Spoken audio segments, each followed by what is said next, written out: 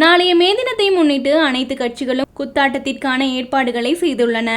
கொழும்பிலும் வெளி மாவட்டங்களிலும் பிரதான கட்சிகள் தங்களுடைய கூட்டங்களை நடத்துகின்றன.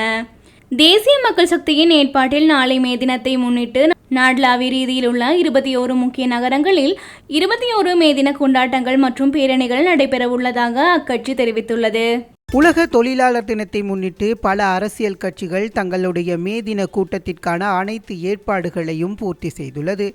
அதன் அடிப்படையில் கொழும்பை அண்மித்த பகுதிகளில் பல மே தின கூட்டங்கள் ஏற்பாடு செய்யப்பட்டுள்ளது. ஐக்கிய மக்கள் சக்தி தங்களுடைய மே தின கூட்டத்தை மாளிகாவத்தில் உள்ள PT சிறிசேன மைதானத்தில் நடத்த உள்ளது. அதன் முன்னேற்பாடுகள் தொடர்பில் ஐக்கிய மக்கள் சக்தியினுடைய பாராளுமன்ற உறுப்பினர்கள் முஜிபுர் ரஹ்மான், SM மரிக்கார் மற்றும் ஐக்கிய மக்கள் சக்தியின் செயலாளர் ரஞ்சித் மத்வபண்டாரு ஆகியோர் பார்வையிட்டனர். இதேவேளை ஸ்ரீலங்கா சுதந்திர கட்சி தன்னுடைய மே தின கூட்டத்தை பொரலை கெம்பல் மைதானத்தில் ஏற்பாடு செய்துள்ளது.